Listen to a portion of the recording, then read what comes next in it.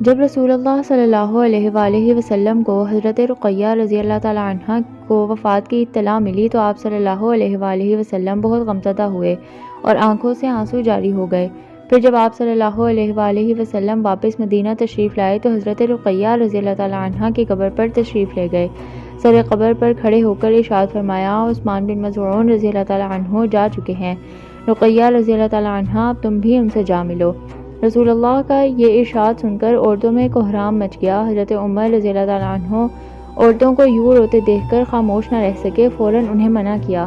رحمت عالم صلی اللہ علیہ وآلہ وسلم نے فرمایا، عمر رضی اللہ تعالی عنہ انہیں رونے دو، دل اور آنکھ کے رونے میں تو کوئی حرج نہیں، ہاں نوحہ و بین نہیں چاہیے۔